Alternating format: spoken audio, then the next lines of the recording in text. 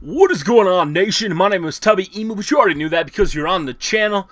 Today we got a custom tag team match for you that is already in progress. It is, of course, Dusty Rhodes Kid. Cody Rhodes. I don't know what I was going to say there. And Ted DiBiase versus Chris Jericho, Y2J, the savior himself, the lead singer of Fozzy, along with myself, Tubby Emu. Now, there's been so many people complaining and bitching and whining, saying Chris Jericho better be in WWE 12 the game or I'm going to boycott it.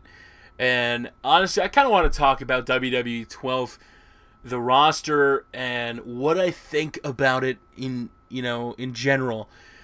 So many people complain every day that, oh, this guy isn't in here, they aren't in there, I am not going to buy it. This is absolutely horrible. There's something you need to realize. One, this is not THQ's fault. THQ doesn't decide who to put in the game. Everything they do has to get approval from the World Wrestling Entertainment. Has to get approved by the WWE. A lot of the theme songs, people were complaining that Ain't No Grave by Johnny Cash wasn't in there for The Undertaker's theme song, and that was a one-off thing. If you guys remember, it was Undertaker versus Kane at Bragging Rights. I was there for that Buried Alive match, and there ain't no grave that can hold me down. That was the whole purpose of that theme song. It was not meant to be his new theme song. And there were some pictures showing Undertaker weighing a lot less and looking a hell of a lot worse in person that have been surfacing as of late. I'm not sure what's really happening with that. But when it comes to WWE 12 and any WWE game in general, you have to realize they start production right after the game comes out from the previous year. So by, let's say, E3 is in May. Wait, no, it's not. March through May. I can't remember exactly when E3 is. During that time, they already have to have an alpha, an E3 build of the game. Now, if you think about that, if the games usually come out in October, this year it's coming out in November, that means they have 5 months to be working on a game before, the demo, before we saw the Alberto Del Rio versus John Cena, The Miz, Randy Orton, those 4 characters from the demo build. And it's a lot of work for them, especially because, this year they didn't really focus on adding new matches necessarily. They focused on the technology, and that's something that it comes in, strides.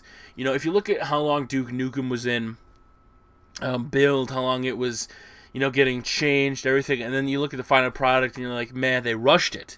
They wanted to get it out. Versus here, I think it's kind of a step. Every year you want to create a game that you can get better the next year, or else why would people buy it? So WWE 12 this year, they put in the new technology. They still have the same kind of matches.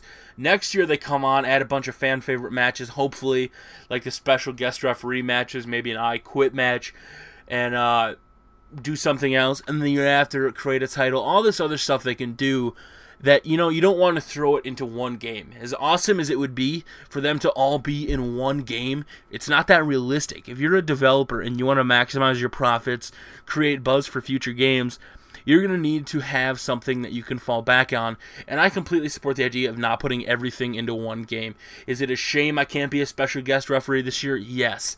I was totally looking forward to it. And honestly, if that happened, I would buy the game on every single console they have. I would just support the shit out of it. The special guest referee was my favorite match growing up, when I could screw over a friend, hit him with a move out of nowhere, and then count 3, don't count to 3, whatever. That was my favorite match to look forward to. But guys, don't blame THQ and Ukes. You guys, you got to go after the WWE. They're the ones that make the decisions on who's in the game. Everybody's complaining about the Usos, Tyler Rex. If they're not that active and they're not really that well known, there's really no reason for them to be in the game. And I completely understand the creators and the executives at WWE. It really doesn't make that much sense. As much as I would love to have them in the game, we're going to have to wait and see who's finally in the game, guys. My name is Tubby Emu as I hit the Viper RKO on Ted DiBiase for the win. You guys can go over to Facebook.com/TubbyEmu and Twitter.com/TeamingTubbyEmu, guys. It's in the books.